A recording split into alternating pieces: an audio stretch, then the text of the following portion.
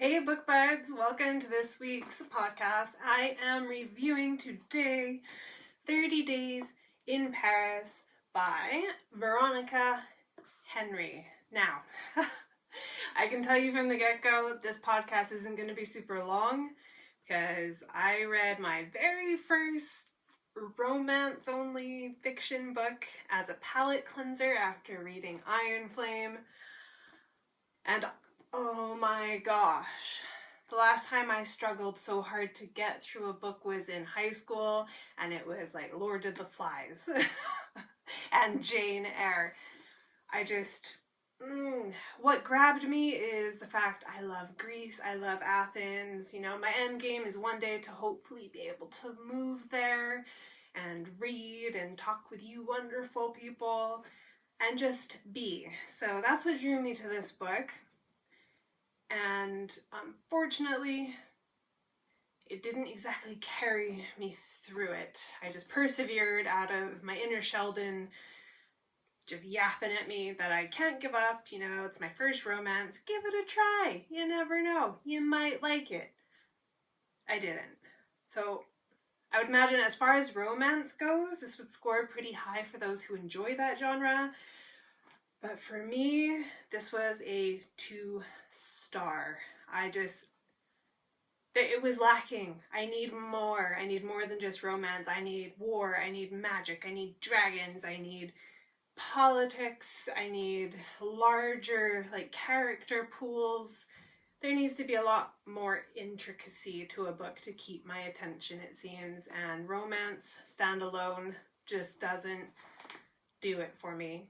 I mean, it was a quick read, relatively. It only felt long because it's not my genre. So I think for my next palette cleanser, I'll be trying either like a thriller or a horror, but it will not be a standalone romance. I mean, the writer did a wonderful job. Like, you know, she described Paris beautifully and the landmarks and how the landmarks made her feel. Like the first time she sees the Eiffel Tower, you know, she tears up. The same with Notre Dame, or as I like to pronounce it, Notre Dame in my Canadianism. But other than that, I mean, like when I first went to the Acropolis and saw the Parthenon, it was the same thing, you know, I welled up, I started crying, so I could totally get that. But she was making silly mistakes when she was traveling that I couldn't, because I never made those kind of mistakes when I was traveling. A lot of her issues seem like common sense to me, so I really struggled to kind of bond with the lead character.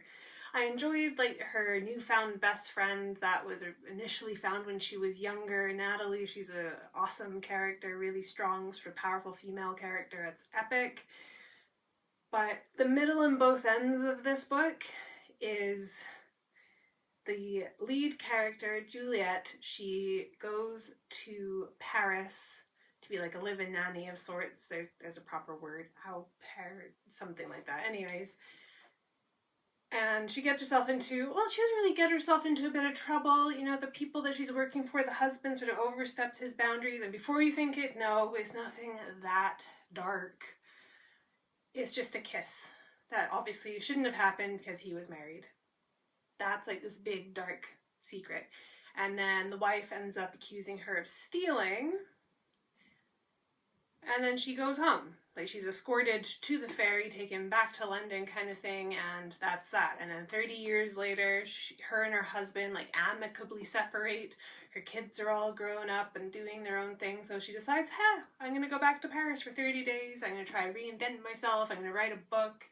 And she just happens to reconnect with the friend she lost. She just happens to end up with the boy that she ended up losing because she had to leave Paris when she was younger. And it all just kind of ties off in this nice little bow.